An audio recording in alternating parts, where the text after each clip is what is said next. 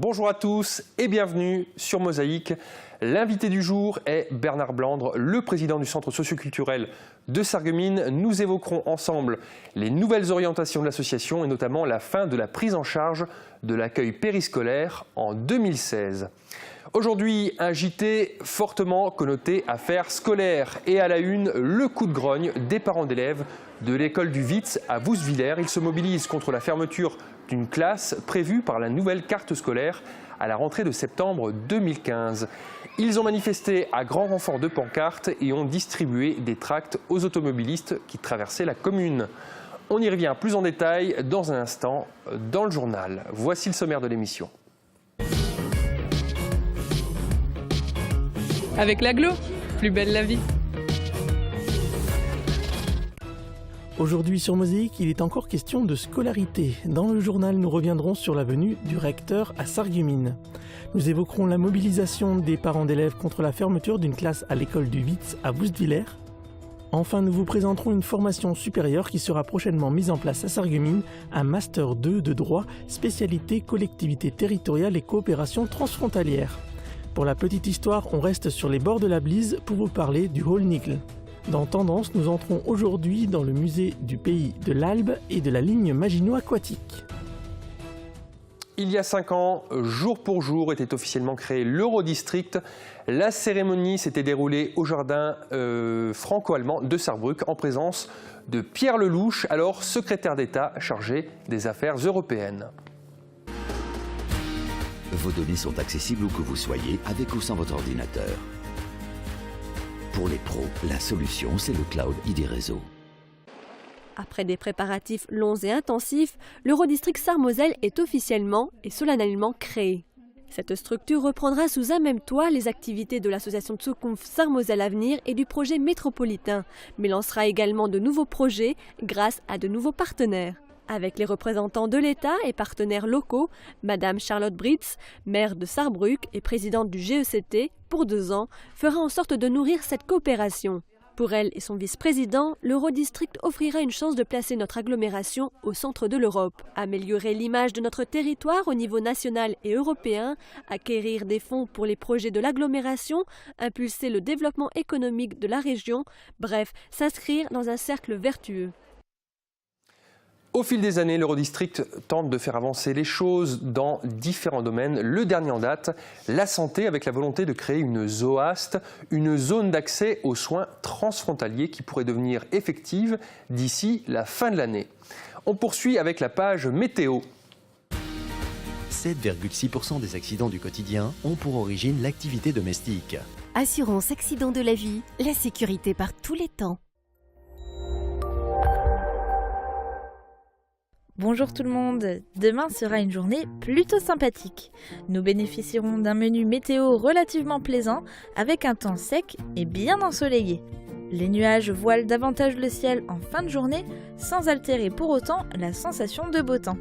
Les températures n'évoluent pas mais le vent retient son souffle et se montre moins désagréable qu'aujourd'hui. Côté température, elles partent de 7 à 9 degrés au réveil et se hissent jusqu'à 16 à 19 degrés au maximum. Demain jeudi 7 mai, nous fêtons les Giselles. Le soleil nous accompagnera de 6h à 20h51. Je vous souhaite à tous une très bonne journée et vous laisse en compagnie de Jeanne qui nous explique qu'il n'y a pas de saut métier.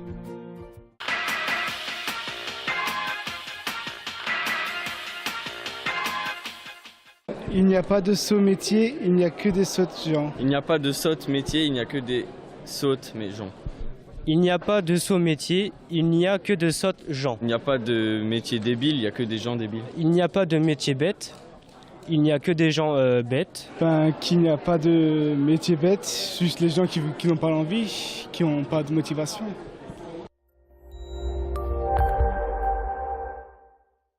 Je parraine un ami et tout le monde y gagne. Mon filleul, ma banque et moi. Au Crédit Mutuel, un client satisfait rayonne. À la une régionale du Républicain Lorrain, l'église de Crunes a été vendue. Un top modèle souhaite en faire un studio d'enregistrement. À lire dans le cahier de Forbach, une saisie de cannabis. 48 plants ont été trouvés dans la cave du domicile d'un jeune homme d'une vingtaine d'années.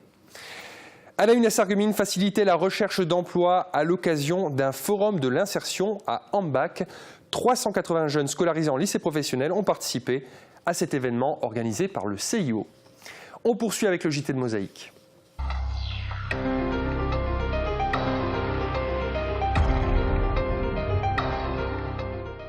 Le recteur veut rassurer. Après son passage sur le plateau de Mosaïque, pour l'enregistrement de notre émission d'hier, le recteur d'académie a entamé sa visite découverte des parcours bilingues à Sarreguemines.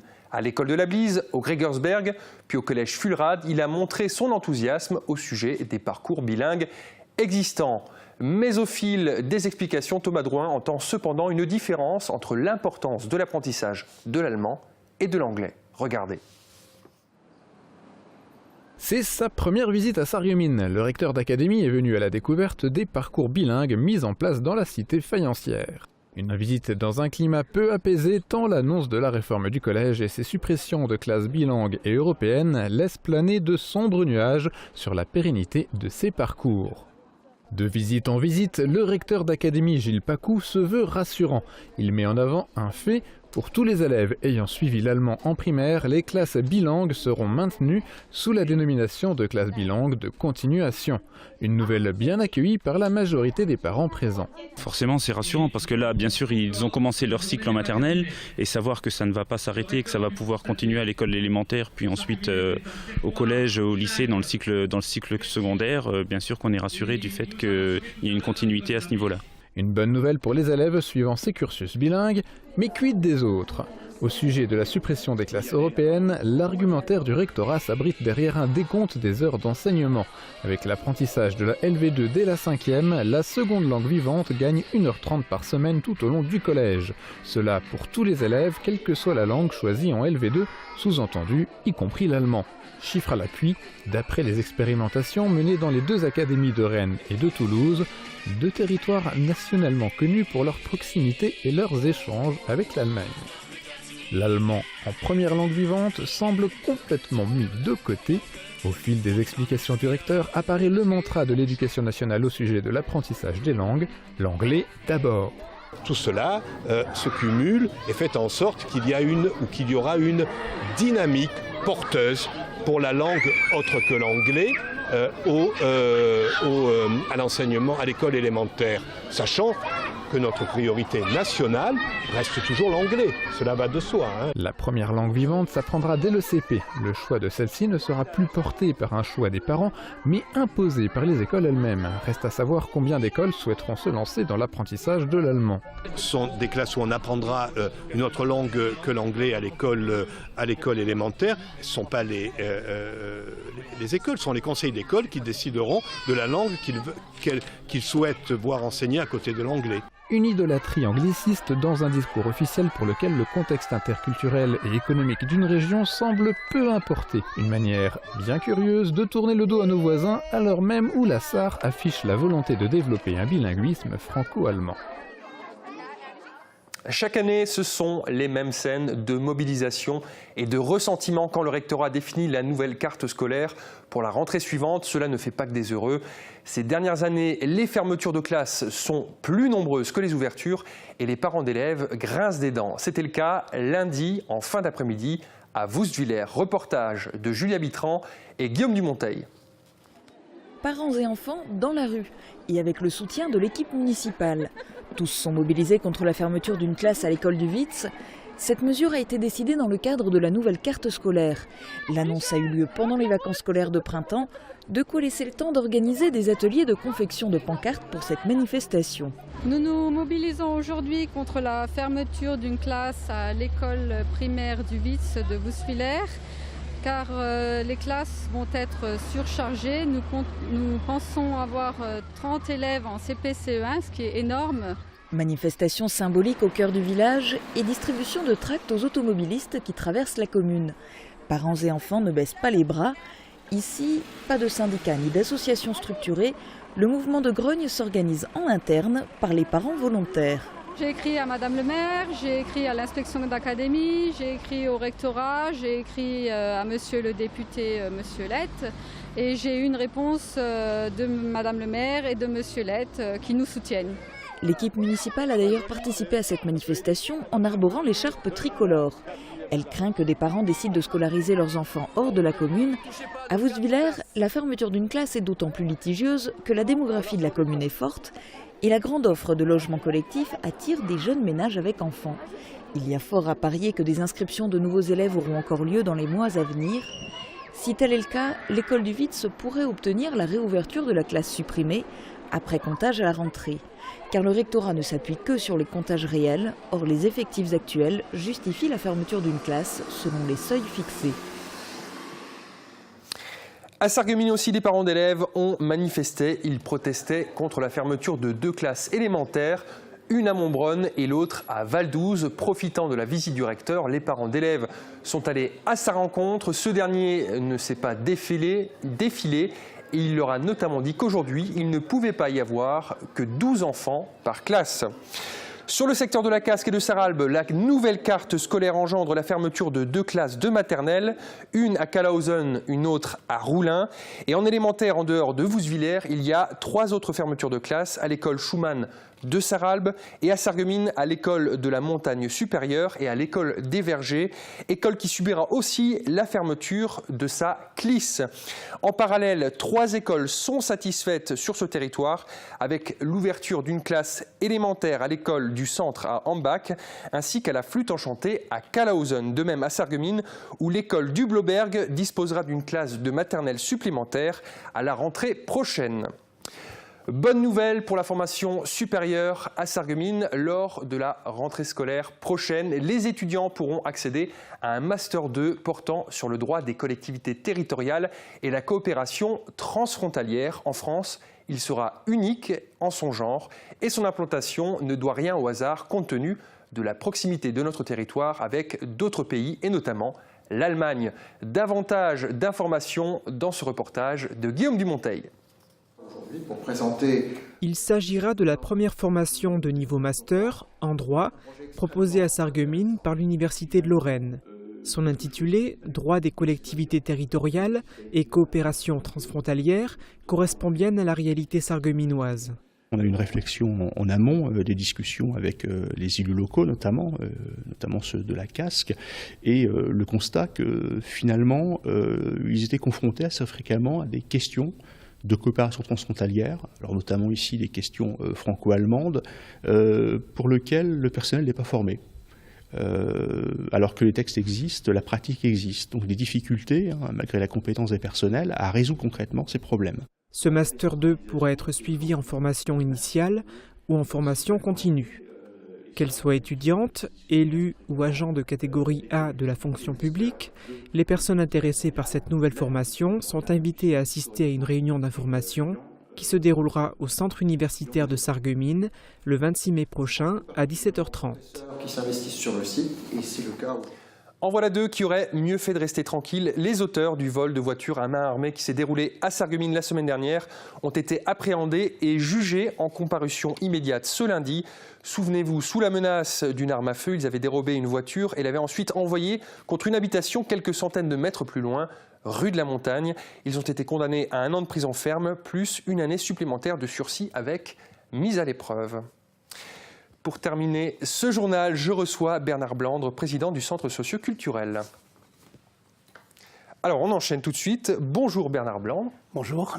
Alors, pour commencer, un joyeux anniversaire, c'est pas le vôtre.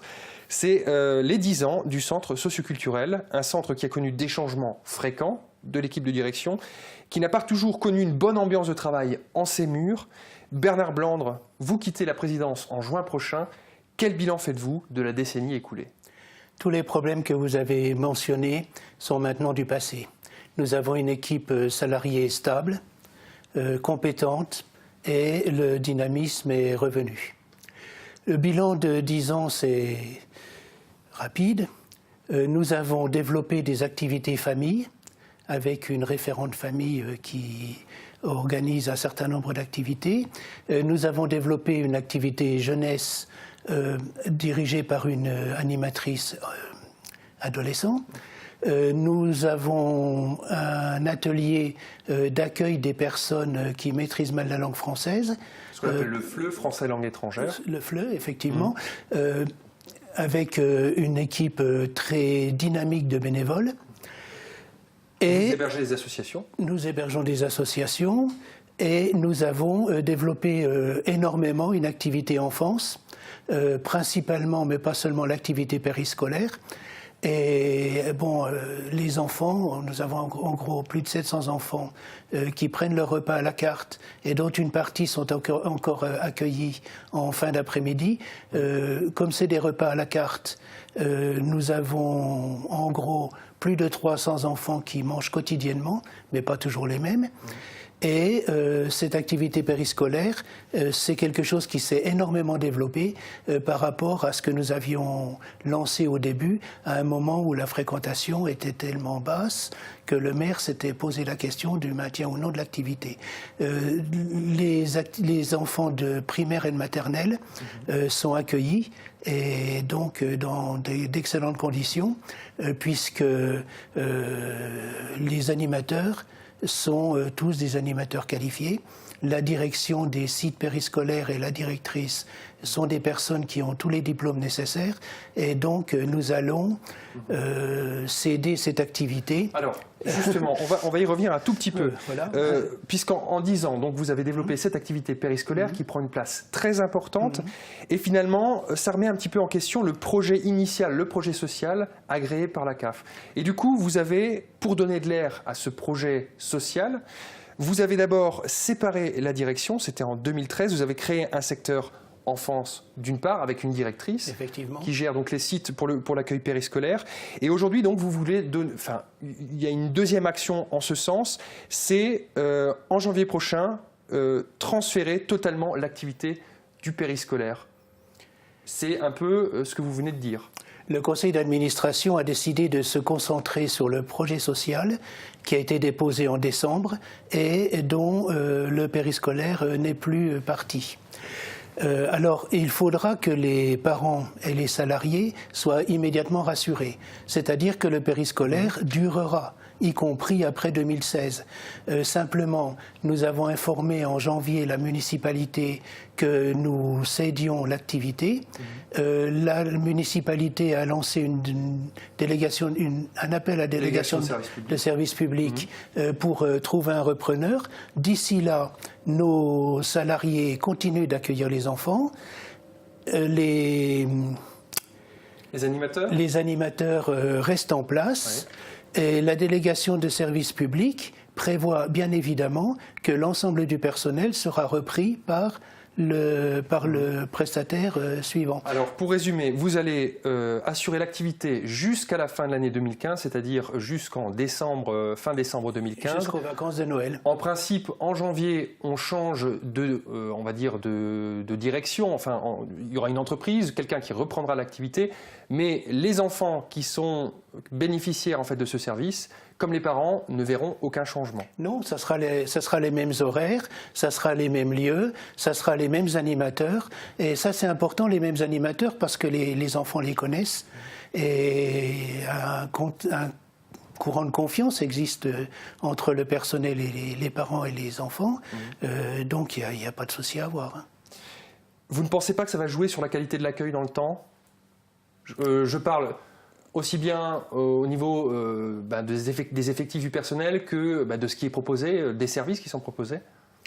Alors les services, en ce qui concerne la restauration, c'est la municipalité qui a inclus les repas dans la délégation de service public. Donc est-ce que ce sera le même traiteur ou quelqu'un d'autre? Je n'en sais rien, mais je fais confiance à la municipalité pour s'assurer quand même de la qualité des repas. En ce qui concerne l'accueil des enfants, je répète, ce sera les mêmes animateurs. Tant que ces salariés-là resteront à disposition du prestataire futur, il n'y aura pas de changement. Alors après, les effectifs ne sont pas surévalués, donc il n'y aura pas, à un moment donné, un dégraissage, on dira il y a trop de monde. Non, nous avons une directrice au sommet. Nous avons 3 responsables de site puisque les enfants mangent dans 3 sites différents. Et d'autre part, nous avons embauché les animateurs en fonction des normes que l'État impose sur l'encadrement des enfants. C'est-à-dire nous n'avons pas de sureffectif et les salariés n'ont pas à craindre un éventuel dégraissage pour faire des économies sur les salaires. On ne peut pas licencier un de nos salariés sans être hors norme par rapport à Jeunesse et Sport. Hein. On ne peut pas. C'est dit. Merci Bernard Blandre. On doit passer à la suite de l'émission. Merci de m'avoir accueilli. Je vous en prie. Fin du JT. À suivre la visite du musée de Sarralbe. C'est dans Tendance. Visitez gratuitement les sites naturels et culturels du Conseil départemental à l'occasion de la Journée de la Moselle le 14 mai 2015. Partez à la découverte des sites Moselle Passion, le château de Malbrook à Manderen, la maison de Robert Schumann à Sichazel, le musée de la guerre de 1870 et de l'annexion à Gravelotte, les jardins fruitiers à la Connexie, le parc archéologique européen de Bliesbrück-Rheinheim, le musée du sel à Marsal, le domaine départemental de l'Indre ou encore le musée Georges de la Tour à Vic-sur-Seille. La Journée de la Moselle, jeudi 14 mai 2015.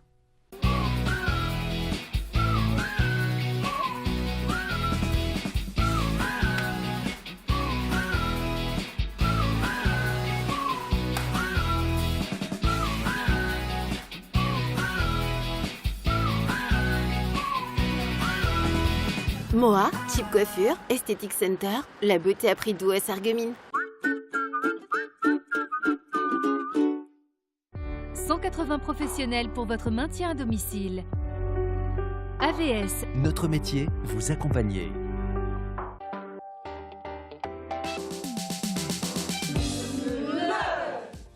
Demain, dans le journal de Mosaïque, immersion dans un cours de français langue étrangère avec une approche théâtrale. Margot Gauer invite à la communication verbale et corporelle. Il y a 30 ans, les mêmes parcours. Êtes-vous plutôt rat des villes ou rat des champs? C'est le thème abordé cette semaine par notre joyeuse plate-bande. Da waren zwei so Miesler, gell, die haben gespaziert im Park und das Spazieren so immer gesehen, ein Fledermaus. Und dann sagt die eine Maus zum anderen, oh, da schau mal, da oben ist ein Engel. Pour la petite histoire du jour, on continue notre petit tour des passerelles sur la Blies, à Blies-Schweyen. Avant la construction du pont, on traversait sur un bac. Regardez.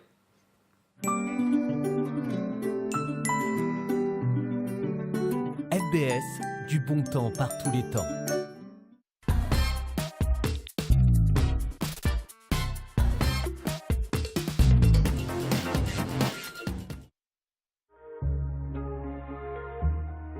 Il fut un temps où l'on ne traversait pas ici la Blies aussi facilement. Il y avait là un embarcadère et un bac permettait de faire la traversée plusieurs fois par jour dès 5 h du matin.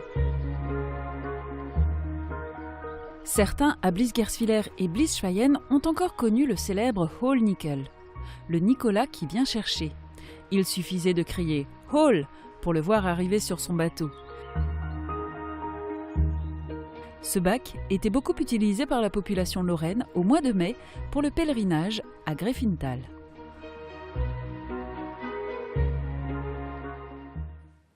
Direction le musée de Sarralbe pour continuer, musée du patrimoine du pays de l'Albe et de la ligne Maginot Aquatique. Le nom de ce lieu culturel sarralbigeois est difficile à cerner tant les bénévoles de l'association s'activent pour y faire entrer la culture, l'histoire et les traditions du secteur. Situé dans la Maison des Têtes, qui fut aussi autrefois la mairie, le tribunal et même la prison de Sarralbe, il rassemble nombre de pièces intéressantes et relatives au patrimoine industriel, artisanal, religieux ou encore militaire du territoire. C'est la rubrique Tendance, Art et Culture de la semaine que vous propose Thomas Drouin. Avec Firsch Menuiserie, votre maison devient tendance.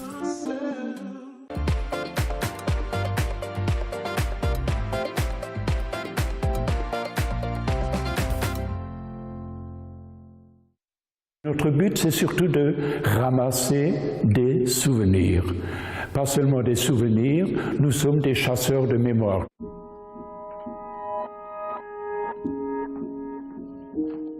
C'est comme un poisson qui nage à contre-courant.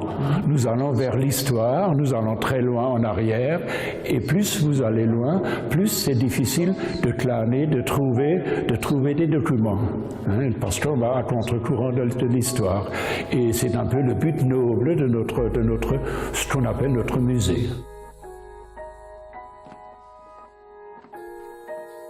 La commune met à notre disposition cette belle maison, cette belle salle. Toute la maison, elle est à nous.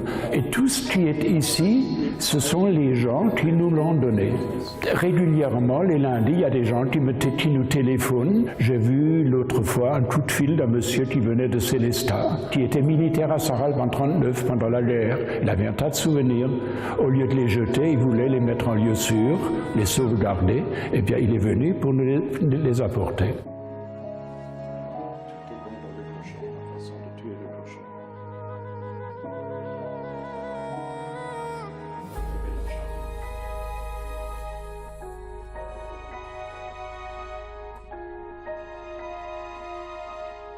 Nous ne voudrions pas que se perde tout ce que nos pères ont fait avant nous, tout ce qu'ils ont ramassé. Ils ont laissé leur vie pour nous, pour que nous ayons une vie meilleure. Et on essaye de garder, de sauvegarder tout ce qu'on peut sauvegarder et d'intéresser les gens à ces souvenirs, à la vie d'autrefois, voilà, pour que cela ne se perde pas.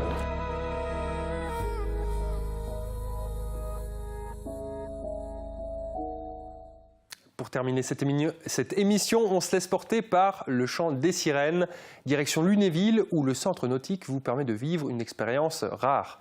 Excellente fin de programme et bonne journée à tous.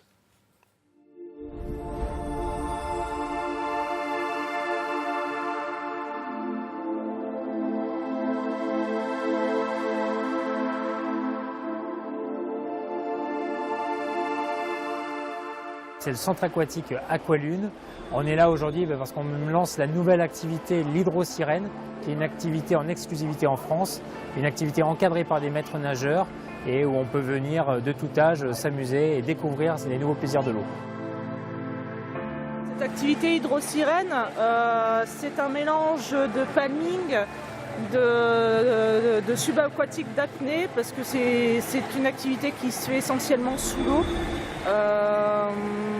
C'est une activité qui est très complète, qui travaille énormément les cuisses, les abdos, les fessiers et une partie des lombaires.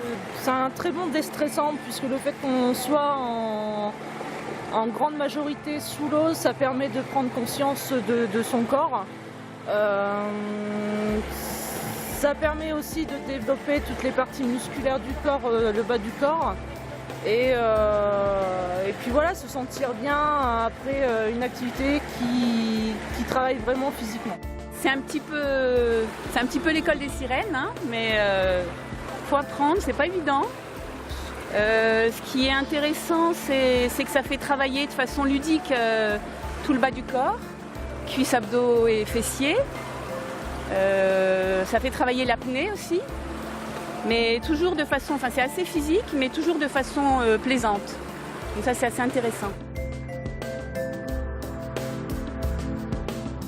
Un côté très féminin, très sensuel dans le mouvement et dans le contact de l'eau aussi. C'est assez agréable. C'est assez agréable d'onduler comme ça, librement. Il y a le côté en effet féerique. Ariel, la petite sirène, si on peut dire, voilà, c'est réaliser un rêve d'enfant et à tout âge. Donc voilà, au jour d'aujourd'hui, on accueille petits et grands, donc ça va de 8 ans à 40, 45 ans, 50 ans. Voilà, c'est une activité qui est ouverte vraiment à tous les âges. C'est une activité qui peut aussi du coup se pratiquer en famille, donc la maman qui peut venir avec sa fille, et voilà, et puis c'est une activité qui n'est pas non plus fermée aux hommes. Donc en effet, les hommes qui souhaitent pratiquer, il n'y a pas de souci, ils sont les bienvenus.